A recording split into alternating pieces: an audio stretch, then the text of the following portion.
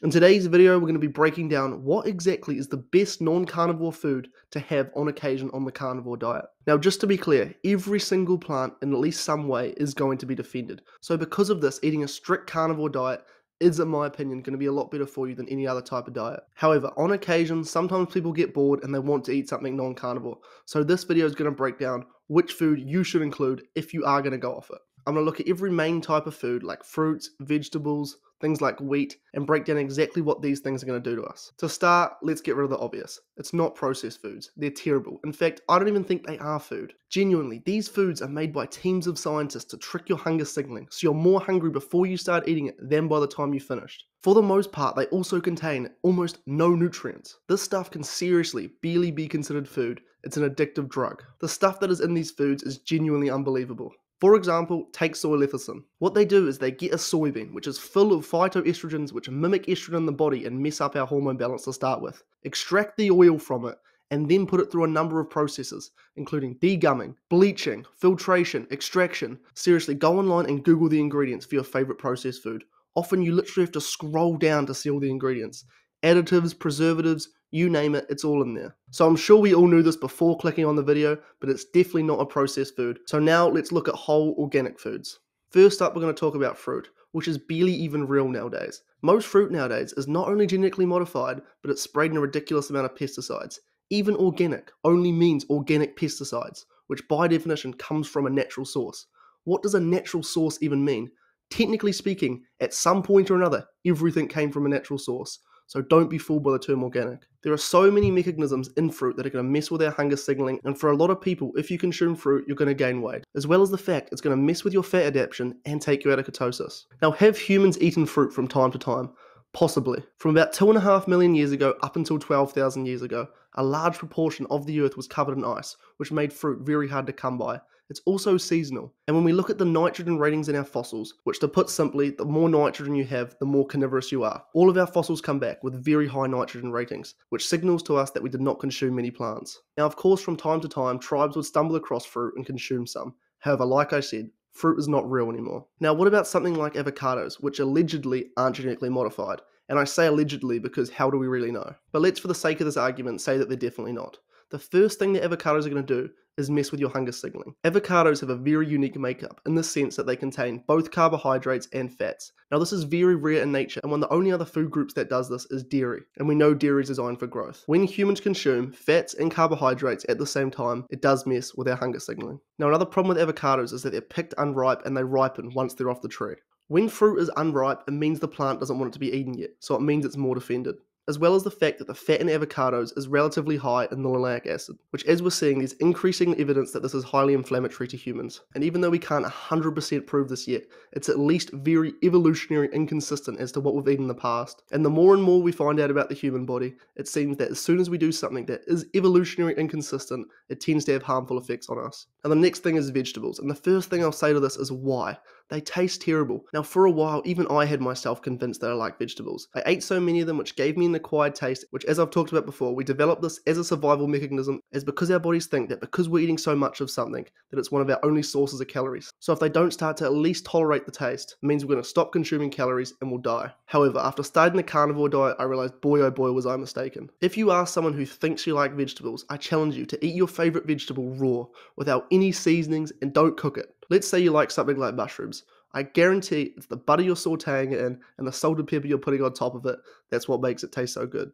In every single vegetable, there is a number of defense chemicals, so vegetables are definitely not the best option. Hey guys, it's me again. I wanted to let you all know that I've written an ebook, which is a complete beginner's guide on the carnivore diet. It's only 17 pages long and it covers everything you need to know. So whether you're a seasoned carnivore who wants to refresh their knowledge, or a beginner who's looking for some way to get started, this one's for you. All you have to do is head down to the description of this video, click the top link, and I'll send it to you for free. And on top of that, I'll send you a couple emails each week with some bonus tips I have regarding the carnivore diet. There's no catch. It's literally all for free. So go down to the description to claim your free copy now. Now, the next food we're going to look at is rice. And again, I ask the question, why? You know what I've never thought to myself whilst eating a bowl of mince? Wow, I know it would make this taste so much better. Some bland white rice. Like, if you're going to go off carnivore, at least have something that tastes good. White rice is definitely better than brown rice as they strip the bran from the outside. The bran on the outside is a lot more defended than the actual rice itself. Now, rice is incredibly high in carbohydrates, so like fruit, it's going to mess with your fat adaptation and take you out of ketosis. You're also going to have defense chemicals like lectins, which bind to other nutrients and prevent you from absorbing them. Carbohydrates break down to glucose, and glucose and vitamin C have a very similar structure, so they compete for the same transporters. This is why on the carnivore diet you need a lot less vitamin C to maintain adequate levels. Now, there's obviously some glucose in fruit. However, because fruit is high in vitamin C, it means you're not going to have this problem when you're having the carbohydrates from fruit. However, in rice there's no vitamin C, so all it's going to do is decrease your vitamin C levels. The next thing we're going to look at is wheat. A lot of people are under the impression that if you have sourdough bread it's completely fine because it has less phytic acid and to some degree it's going to break down the gluten. However, it's not going to get rid of these things completely, and it also contains lectins, which, as I mentioned with rice, is going to cause nutrients to bind together and you're not going to absorb them as well. It's a well-established fact that wheat is inflammatory to humans and it's going to cause damage, especially in the gut. Now, what about nuts? Well, a nut is a seed, which means it's the most defended part of a plant. A seed is the plant's offspring, and as the plant wants to reproduce, it ensures that its seed is adequately defended so predators don't get to it before it's planted. Now, especially if you're having things like peanut butter, you're literally going to be eating seed oils. Now, it's probably not quite as bad because it doesn't go through all the chemical processes like other seed oils do, but it's still going to be incredibly high in things like linoleic acid, and it's going to be inflammatory to us. A lot of these defense chemicals in nuts are particularly bad too. There's things like cyanide. If you eat 2 kilograms of almonds, you're literally consuming a fatal dose of cyanide. And as I've talked about in the past on this channel, cyanide is literally a poison that's been used by assassins across history to assassinate people. And then again, like with rice, like with wheat, they're high in lectins, as well as the fact that many nuts are also legumes, which means they also contain things like protease inhibitors and phytates, meaning they're going to further prevent the absorption of the nutrients you're getting. So what is the best option if you are going to go off carnivore? In my opinion, it's probably fruit. Now, I want to be very clear, I'm not saying fruit's good for you. Remember all the things we talked about, the GMO, the pesticides, how it's going to mess with your hunger. I truly think that for most people, you're going to do a lot better by never eating fruit. If you are to have one plant, fruit is probably the plant that is the best for you. Because the plant wants it to be eaten, it is the least offended part. It still contains a lot of defense chemicals that we don't have the mechanisms to break down. However, it's just going to be considerably less offended than something like a vegetable. And I think we can all agree it does taste good. If you are going to go off carnivore, let's be real, none of us are going to sit there with a bowl of white rice with a bit of salt on it and be super excited. So although we shouldn't really be considering what does taste best, if we look at it from a practical sense, it does need to be taken into account. Now, one thing I do want to say is that you should not be fooled. Often what will happen is scientists will find some new food that has all these magical properties. Sure, in a lot of plants, there might be certain properties that may be good for us. However, with all these compounds, they always have negative effects. Take caffeine, for example. Imagine we just discovered caffeine and they marketed it to us as this new thing that blocks your ability to feel tired. We would think, oh my goodness, this is incredible. However, as we know with caffeine, it messes with our sleep, it messes with our electrolyte balance, it increases all of our stress hormones, and the thing is, for every single compound, even if it does have positive things, it's going to come with negative effects too.